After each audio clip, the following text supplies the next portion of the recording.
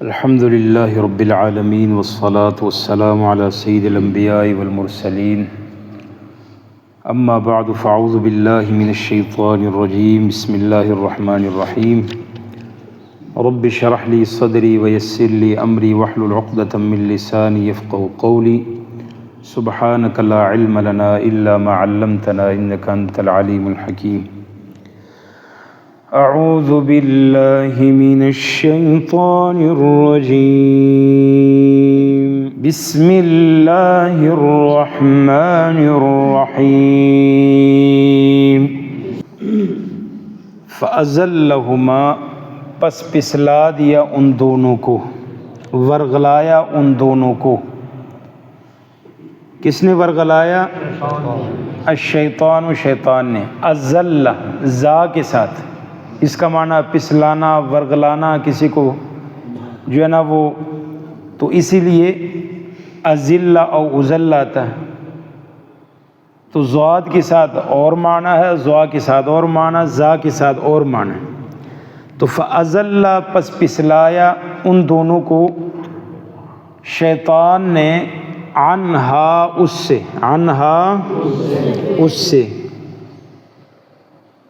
فاخرجہما فاخرج پس نکلوایا، فاخرج نکلوایا، ہما ان دونوں کو، مما اس جنت سے، کانا فی جس میں تھے وہ دونوں، کانا تھے فی ہی جس میں، فازلہما پس پسلا دیا ان دونوں کو شیطان نے، عنہا اس جنت سے، فاخرجہما فاخرج پس نکلوا دیا ان دونوں کو، مما اس جنت سے، کانا تھے وہ دونوں، فی ہی اس میں، تو جس جنت میں وہ دونوں تھے اس جنت سے ان دونوں کو پسلا کے، ورغلا کے شیطان نے آخر کار ان کو نکلوا دیا۔ تو جب اس نے کو پسلایا تو پھر اللہ سبحانہ و تعالیٰ نے کیا کہا؟ وَقُلْنَا ہم نے کہا، وَقُلْنَا ہم نے کہا، اِہْبِطُوا اتر جاؤ، اِہْبِطُوا اِہْبِطُوا مطلب کسی بلندی سے اترنے کو کہتے ہیں، اِہْبِطُوا اتر جاؤ، تم سب، بعضکم بعض تمہارا، لبعض بعض کے لیے، عدو دشمن ہے، عدو دشمن ہے۔ بھائی اب تمہاری دشمنی قیامت تک چلے گی، آدم کی اور شیطان کی دشمنی جو جنت سے شروع ہوئی ہے وہ اب قیامت تک پھر چلے گی، تو کہا اب دونوں کا جو مقابلہ کا میدان ہوگا وہ زمین ہوگا، لہذا نکلو یہاں سے، وہاں جا کے جو میں جس کے لیے تمہیں خلیفہ بنایا تھا، جو تمہارے لیے بندوبست کیا تھا، وہاں اترو۔ وَقُلْنَا ہم نے کہا، اِہْبِطُوا اتر جاؤ، بعضکم بعض تمہارا، لبعض بعض کے لیے، عدو دشمن ہے۔ اب تمہارے جو جگہ ہے رہنے کی وہ کہاں ہوگی؟ وَلَكُمْ تمہارے لیے، وَلَكُمْ تمہارے لیے، فی الارض زمین میں، مستقر ٹھہرنے کی جگہ ہے، رہنے کی جگہ ہے۔ اب تمہارے رہنے کی جگہ اور ٹھہرنے کی جگہ کہاں ہے؟ زمین۔ اور وَمَتَاعٌ فائدہ اٹھانے کا سامان ہے، فائدہ اٹھانے کا کہاں ہے؟ زمین کے اندر۔ یعنی تمہارا سارا بندوبست جو تمہاری ضرورت تھی اللہ نے زمین میں رکھ دی ہے، وہ پانی کی صورت میں، تیل کی صورت، ہر چیز اللہ نے زمین کے اندر رکھ دی ہے۔ زمین کے علاوہ چاند میں کسی اور جگہ پہ تمہارے لیے اللہ نے کچھ بھی نہیں رکھا ہوا ہے، جو تمہاری ضرورت ہے وہ صرف زمین میں ہی ہے، اس کے علاوہ کہیں بھی نہیں ہے۔ وَمَتَاعٌ فائدہ اٹھانا ہے جی، کب تک جی؟ اِلیٰ حین ایک مدت تک، ہر انسان کی ایک وقت مقرر ہے، ایک اس کی زندگی ہے، تو یعنی موت تک وہ فائدہ اٹھا سکتا ہے، اور اس کے بعد پھر اگلی زندگی ہے۔ تو جب زمین پہ اتارا تو فتلقا حاصل کیے آدم علیہ السلام نے، سیکھ لیے، فتلقا سیکھ لیے آدم علیہ السلام نے، من ربہ اپنے رب سے، کلمات چند کلمات، چند کلمات، تو آدم علیہ السلام نے اپنے رب سے چند کلمات سیکھ لیے، فتلقا سیکھے آدم نے، من ربہ اپنے رب سے، کلمات چند کلمات، فتاب علیہ پس متوجہ ہوا اللہ سبحانہ و تعالی اس پر، یا فتاب علیہ آدم علیہ السلام نے وہ کلمات سیکھ کر توبہ کی، تو فتاب علیہ اللہ سبحانہ و تعالی نے اس کی توبہ قبول کی، فتاب علیہ اللہ نے اس کی توبہ قبول کی۔ تو فتاب کا لفظی معنی متوجہ ہو اللہ سبحانہ و تعالیٰ اس پر اور اس کی توبہ کو قبول کی.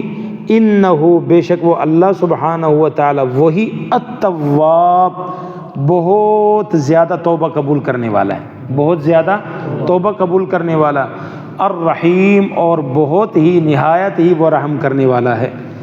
پھر اللہ سبحانہ و تعالیٰ فرماتے ہیں قلنا ہم نے کہا اہبطوا اتر جاؤ دوبارہ, منہا اس جنت سے, جمیعاً سب کے سب.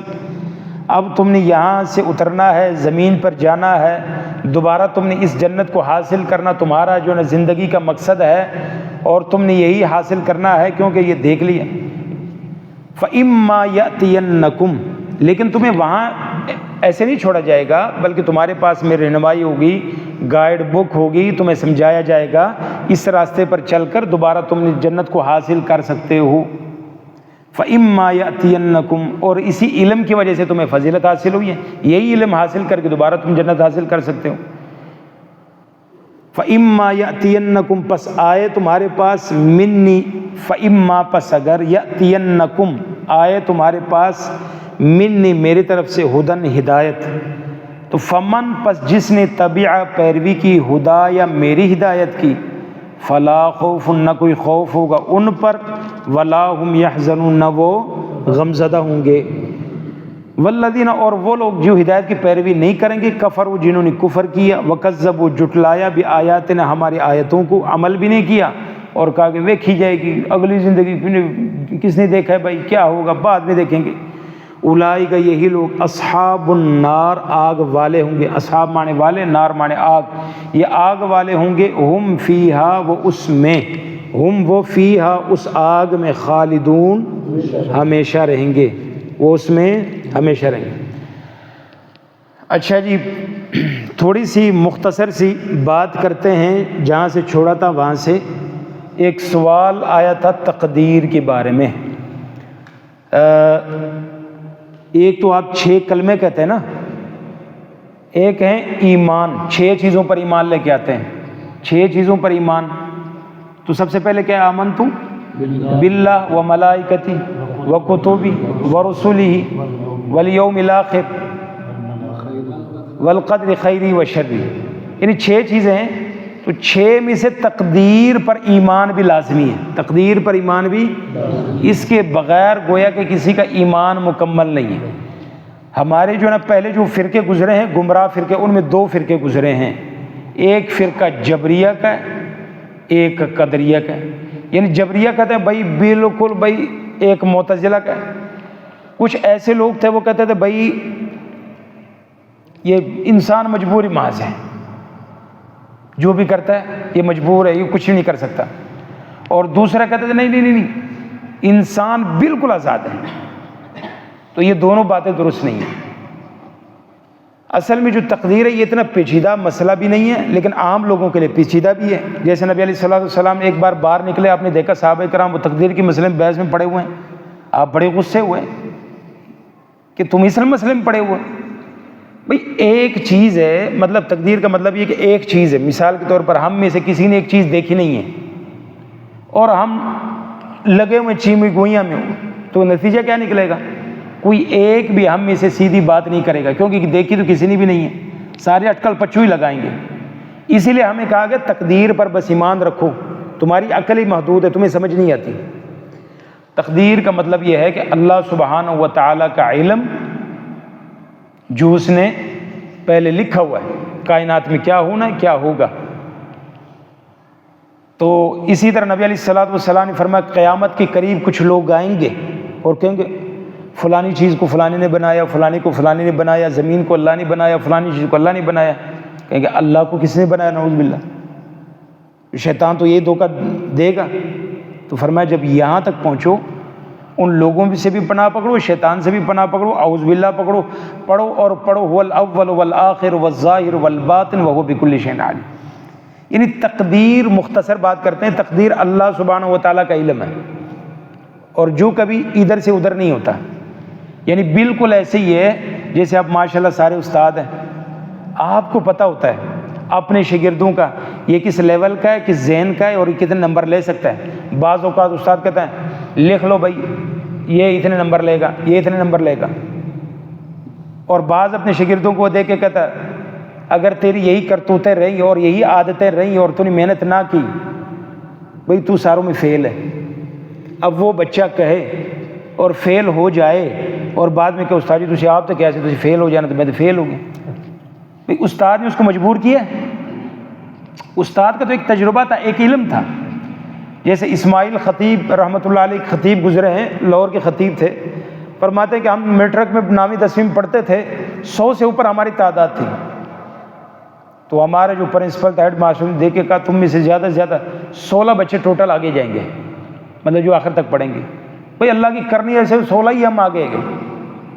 یعنی یہ ایک انسان کا اتنا تجربہ ہے۔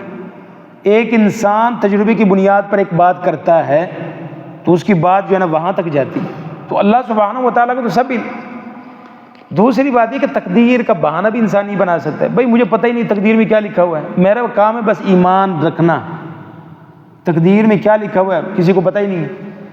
جیسے وہ ایک چور جو ہے نا وہ زیادہ سیاںا بن رہا تھا، حاجی قاضی کے پاس اس کو لایا گیا تو اس نے کہا بھائی میرا کیا قصور ہے، بھائی تقدیر میں پہلے لکھا ہوا تھا چوری کرنا تو لہٰذا چوری ہو گئی۔ تو قاضی نے کہا تو نے بس یہاں تک پڑھا ہے، تقدیر میں تیری چوری نہیں لکھی ہوئی، آگے ہاتھ کاٹنا بھی لکھا ہوا ہے۔ اسی طرح تقدیر کی بھی دو قسمیں ہوتی ہیں، یعنی ایک اٹل ہوتی ہے، ایک چیزیں وسائل کے ساتھ لکھی، مثال کے تقدیر میں لکھا ہوتا ہے فلاں بندہ اگر جیسے کہتے ہیں نا دعا تقدیر کو بدل دی، لکھا ہوتا ہے تقدیر میں یہ نیکی کرے گا، یہ فلانا کام کرے گا، صدقہ کرے گا، دعا کرے گا تو اس نقصان سے بچ جائے گا، نہیں کرے گا تو اس میں واقع ہو جائے گا۔ یہ چیزیں بھی ساتھ لکھی ہوتی ہیں۔ یہ اسباب احتیاطی تدابیر اختیار کرے گا تو بچ جائے گا، نہیں تو نہیں بچے گا۔ جس طرح کہ وہ طاعون کی بیماری میں ایک صحابی نے کہا بھائی وہاں ہم چلے جاتے ہیں، بھائی اگر طاعون کی بیماری وہاں ہی ہے، دوسرے کہا نہیں منع کہ نبی سے وہاں نہیں جانا، کہا دیکھو اگر تقدیر میں مرنا لکھا تو مریں گے نہیں تو نہیں، کہا کہ یہ من قدر اللہ، یہ بھی اللہ کی تقدیر ہے کہ ہمارا نہ جانا۔ بھائی لازمی، جیسے ایک اسرائیلی روایت میں آتا ہے کہ شیطان پہاڑی کے اوپر عیسیٰ علیہ السلام کھڑے ہوئے تھے، ان کو کہتا ہے شیطان یہاں سے آپ جو اللہ پر ایمان رکھتے ہیں، تقدیر پر ایمان ہے، آپ چھلانگ لگائیں، تقدیر میں لکھا ہو تو بچ جائیں گے نہیں تو نہیں بچیں گے۔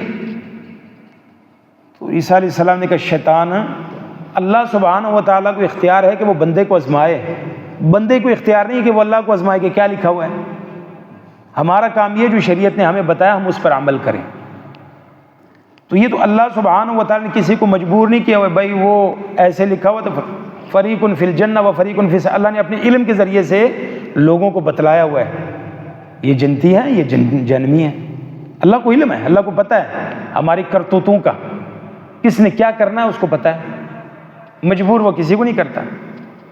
باقی ہمیں یہ کہا گیا کہ تم اللہ سے مانگو، دعائیں کرو، اسی لیے حضرت عمر رضی اللہ تعالیٰ عنہ دعا کیا کرتے تھے یمحو اللہ ما یشاء ویثبت وعنده ام الکتاب، اللہ سبحانہ و تعالیٰ جو چاہے مٹاتا ہے، جو چاہے ثابت رکھتا ہے، اور اسی کے بعد کتاب ہے تو وہ دعا کیا کرتے تھے اللہم ان کنت کتبتنی، اللہ اگر تو نے مجھے لکھا ہے میں محروم ہوں، میں بدبخت ہوں، میں جہنمی میں سے ہوں، فامحو، اللہ اس کو مٹا دے، تجھ سے کس نے پوچھنا ہے، اور اگر تو نے مجھے جنتیوں میں سے لکھا ہے اور مجھے خیر کے ساتھ لکھا، اچھا لکھا ہے تو اللہ اس کو ثابت قدم رکھ، وعندک ام الکتاب، تیرے پاس ہی کتاب ہے۔ اسی لیے اللہ سبحانہ و تعالیٰ نے فرمایا کہ ما اصاب من مصیبہ فی الارض ولا فی انفسکم الا فی کتاب من قبل ان نبرأ، زمین کے اندر آسمان کے اندر کوئی جو ہے نا وقوع، کوئی زمین پر کوئی واقعہ نہیں ہوتا مگر واقع ہونے سے پہلے وہ کتاب میں لکھا ہوتا ہے۔ من قبل ان نبرأ، وہ وقوع نہیں ہوتا، پہلے اللہ لکھا ہوتا، اللہ کو پتہ ہے۔ یہ اللہ پر بڑا آسان ہے۔ یہ کیوں لکھا ہوا ہے بھائی، اس پر لاجک کیا ہے؟ لاجک یہی ہے لِكَيْ لَا تَأْسَوْا عَلَى مَا فَاتَكُمْ وَلَا تَفْرَحُوا بِمَا آتَاكُمْ، یہ اس لیے لکھا ہوا ہے تاکہ تم جو ہے نا اس چیز پر غمزدہ نہ ہو جو تم سے چھن گیا ہے، اس کا لکھنا چھینا، اس کا چھیننا لکھا گیا تھا، اور جو اللہ نے تمہیں دیا ہے اس میں تمہیں اترانے کی ضرورت نہیں ہے، اپنے واہ واہ کرنے کی ضرورت نہیں، میں نے بڑی محنت کی ہے، میں نے یہ نہیں، اللہ نے لکھا ہوا تھا ملنا ہے تو مل گیا۔ اسی لیے نبی علیہ الصلوۃ والسلام نے فرمایا کوئی کام سے تم رہ جاؤ، کسی کام تمہارا کوئی کام نہیں ہوا تو تم یہ نہ کرو یار میں 5 منٹ پہلے جاتا میرا کام یہ ہو جانا تھا، بس میں تھوڑا سا لیٹ ہو گیا۔ فرمایا کہو قدر اللہ ما شاء، لو اگر نہیں کہنا، پر یہ کہو جو اللہ نے لکھا بہتر، الحمدللہ پڑھو بس، یہ مختصر سی۔ فَأَزَلَّهُمَا پس پسلا دیا ان دونوں کو شیطان نے عنہا اس جنت سے، فَأَخْرَجَهُمَا پس نکلوا دیا ان دونوں کو. اس کی تفصیل آگے آئے گی کیسے ان کو پسلایا سورۃ اعراف میں. فَأَخْرَجَهُمَا پس نکلوا دیا ان دونوں کو، مما اس جنت سے، کانا فیہ جس میں وہ دونوں تھے. وَقُلْنَا ہم نے کہا اہبطوا اتر جاؤ، بعضکم بعض تمہارا لیے، بعض کے لیے عدو دشمن ہے، وَلَكُمْ اور تمہارے لیے، فی الارض زمین میں، مستقر ٹھہرنے کی جگہ ہے، وَمَتَاعٌ فائدہ اٹھانے کا سامان ہے، اِلیٰ حین ایک مدت تک. اب پیچھے آپ نے دیکھا کہ اللہ سبحانہ و تعالیٰ نے درخت کے قریب جانے سے منع کیا تھا، تو یہ بھی ایک امتحان تھا. اور اس کے اندر بھی جو ہے نا وہ شریعت کا ایک قاعدہ ہے سد ذرائع، مطلب جو چیز بھی حرام کا ذریعہ بنتی ہو تو وہ پہلے ہی اس کو بند کر دیا جائے. یعنی اللہ سبحانہ و تعالیٰ یہ نہیں کہا کہ زنا نہ کرو، اللہ نے کہا ولا تقربوا الزنا، زنا کے قریب نہیں جانا. زنا ایسے ہوتا بھی نہیں ہے، مطلب ڈائریکٹ نہیں ہوتا. ولا تقربوا، اس کی قربت پہلے سے شروع ہوتی ہے نا، موبائلوں سے ہو گیا، میسج سے ہو گیا، باتوں سے ہو گیا، یہ ہوتا پہنچتا ہے. اس لیے ہر اس چیز کے قریب نہیں جانا جو اس کا ذریعہ بنتی ہے، اس لیے کہ ولا تقربوا، اس کے قریب بھی نہ جاؤ جو اس کے سبب بنتے ہیں. تو اسی طرح ہر وہ چیز اللہ سبحانہ و تعالیٰ نے کافروں کی جو معبودان باطل ہے ان کو گالی دینے سے منع کیا. کیوں منع کیا؟ نتیجتاً نعوذ باللہ وہ اللہ کو گالی دیں گے. اس لیے ہمیں کہا کہ اللہ سبحانہ و تعالیٰ کو سد ذرائع کے طور پر، حالانکہ وہ معبودان باطل ہیں، ان کو گالی نہ دو. کیوں؟ کیونکہ وہ اللہ کو گالی دیں گے. تو اسی طرح وَلَكُمْ فِي الْأَرْضِ مُسْتَقَرٌ، تمہارے لیے اب جو ہے زمین میں ٹھہرنے کی جگہ ہے. بعض تمہارا بعض کے دشمن ہے. کیا؟ ابلیس اور آدم. اب سب تم ایک دوسرے کے دشمن ہو، سب تم ایک دوسرے کی دشمن ہو. اور یہ جو تمہاری دشمنی ہے یہ اب قیامت تک چلے گی. دیکھو انسان کے اندر جو خواہشات ہیں وہ کون سے خواہشات ہیں؟ وہ جنتی خواہشات ہیں. انسان چاہتا ہے میں ہمیشہ جوان رہوں، انسان چاہتا ہے میرے پاس جو نعمتیں وہ ہمیشہ ہوں، انسان چاہتا ہے میرے پاس کوئی بھی چیز وہ ختم نہ ہو. تو یہ سارے خواہشات کون سی؟ یہ جنت کے خواہشیں. یہ ساری چیزیں ہوں گی، یہ ساری چیزیں ملیں گی، لیکن یہاں نہیں، وہاں یہ آخرت میں ہوں گی. تو تم ایک دوسرے کے دشمن ہو، ابلیس اور آدم ایک دوسرے کے دشمن قیامت تک. بعضکم لبعض عدو. اور دوسرا یہ ہے کہ اولاد آدم آپس میں ایک دوسرے کے دشمن ہیں. جیسے کیا ہے دیکھتے ہیں دشمنی انسان کو ایک دوسرے کی دیکھتے ہیں. آدم کے 2 بیٹوں کو دیکھتے ہیں کہ وہ ایک دوسرے کو کیا کرتے ہیں؟ قتل کرتے ہیں. اسی طرح بغض حسد آپ دیکھتے ہیں، انسان ایک دوسرے کے ساتھ دشمنیاں، شریکہ بازی بنائی ہوئی ہے. مفتی کی شریکہ بازی بنائی ہوئی ہے. ہر انسان کی کچھ نہ کچھ شریکیں جو ہم نے خود بنائے ہوئے ہیں. اور یہ انسان کی عادت بھی ہے، جو شریعت سے ہم دور ہوتے جائیں گے یہ بیماری. اب انسان کے اندر نفس ہے نا، نفس کے اندر بخیلی ہے. وَمَن یوق شح نفسی، جو اس کی بخیلی کو مارے گا کامیاب اسی کو ملے گی. تو یہ ایک دوسرے کے دشمن بھی ہیں. اور وَيَسْفِكُ الدِّمَاء کے اندر اسی چیز کا فرشتوں نے ذکر کیا ہے کہ وہ دشمنی کے اندر جو ہے نا وہ عداوت کے اندر ایک دوسرے کا قتل بھی کریں گے. اور وَلَكُمْ فِي الْأَرْضِ مُسْتَقَرٌ، یہ الفاظ دلیل ہیں کہ آدم علیہ السلام جس جنت میں رکھے گئے تھے وہ آسمان پر تھی. اس لیے ہمیں کہا کہ اترو بھائی اب زمین پر جاؤ. اور دوسرا کیا ہے، یہ دن جس دن کہا گیا اترو یہ جمعہ کا دن تھا. نبی علیہ الصلوۃ والسلام نے فرمایا کہ سب سے بہترین دن جس دن سورج طلوع ہوتا ہے جمعہ کا دن ہے. اسی میں آدم علیہ السلام پیدا کیے گئے، اسی دن جنت میں داخل کیے گئے، اور اسی دن وہ جنت سے نکالے گئے. وَمَتَاعٌ إِلَىٰ حِينٍ، ایک وقت تک تم نے سامان فائدہ اٹھانا ہے. وہ وقت کیا ہے؟ وہ موت تک ہے. تو کیونکہ انسان مرنے کے بعد زمین سے فائدہ اٹھانا اس کے لیے ممکن نہیں رہتا، بلکہ وہ زمین کے اندر چلا جاتا ہے. تو ایک وقت تک ایک وقت معلوم ہے. وہ وقت کیا ہے؟ ہر انسان کے ایک، نہیں تو قیامت تو سب کو پتہ ہے آخر قیامت ہے. تو قیامت سے پہلے ہر انسان کی ایک جو ہے نا وہ عمر ہے جس میں ہم ہر انسان کو کسی نہ کسی کا روز ہم جنازہ پڑھتے ہیں. فتلقى، جب زمین پر آئے تو آدم علیہ السلام کو بڑی شرمندگی ہوئی کہ میں نے بڑا غلط کام کیا ہے. حالانکہ غلط کام ابلیس سے بھی ہوا ہے. وہ ایسے اڑا رہا، اپنے غلطی پر اڑا رہا، غلطی ادھر سے بھی ہوئی. اب آدم کو پتہ ہی نہیں کہ کروں کیا، اللہ میں کیا کروں، کچھ پتہ ہی نہیں ہے. اللہ نے پھر خود ہی بتا دیا کہ تو نے کیا کرنا ہے. خود ہی کلمات سکھا دیے کہ ان کلمات کے ذریعے سے اب توبہ کر. ندامت تیرے دل میں ہے، تجھے محسوس ہو گیا ہے کہ غلطی مجھ سے ہو چکی ہے. اب اللہ نے خود ہی بتا دیا، تو اللہ نے آدم کو کلمات سکھا دیے، تو فتاب علیہ، اللہ سبحانہ و تعالیٰ نے اس کی توبہ قبول کی۔ تو وہ کلمات کیا تھے؟ وہ سورۃ اعراف کے اندر، اسی کے اندر یہ بھی آئے ہیں، ربنا ظلمنا انفسنا، اے ہمارے رب ہم نے اپنے جانوں پر ظلم کیا ہے، وَإِن لَّمْ تَغْفِرْ لَنَا وَتَرْحَمْنَا، اگر تو نے ہمیں معاف نہ کیا، ہم پر رحم نہ کیا، ہم خسارہ پانے والوں میں سے ہو جائیں گے۔ تو بعض لوگ کہتے ہیں کہ آدم علیہ السلام نے دیکھا عرش پر، اللہ سبحانہ و تعالیٰ کے عرش پر لکھا ہوا تھا لا الہ الا اللہ محمد الرسول اللہ، تو آدم علیہ السلام نے کہا کہ یہ کسی ظاہر عظیم ہستی کا جو نا وہ نام ہوگا، اس لیے یہ عرش پر لکھا ہوا ہے، تو لہذا اس کو وسیلہ ڈالا۔ تو یہ سارے من گھڑت اور فضول باتیں، ایسی کوئی نہیں ہے۔ قرآن خود گواہی دے رہا ہے، قرآن خود تفسیر کر رہا ہے کہ وہ کلمات کیا تھے، وہ ربنا ظلمنا تھے، جو اللہ سبحانہ و تعالیٰ نے آدم علیہ السلام کو سکھائے۔ تو آدم علیہ السلام نے ان کلمات کے ذریعے توبہ کی، اللہ سبحانہ و تعالیٰ نے اس کی توبہ قبول کی، انہ هو التواب، بے شک اللہ سبحانہ و تعالیٰ بہت زیادہ توبہ قبول کرنے والا۔ تو فتاب علیہ، خالص توبہ کے لیے تین چیزیں ضروری ہیں: اپنے گناہ کی ندامت، احساس، اور آئندہ گناہ نہ کرنے کا عزم، اور اس گناہ کا جو نا وہ ازالہ۔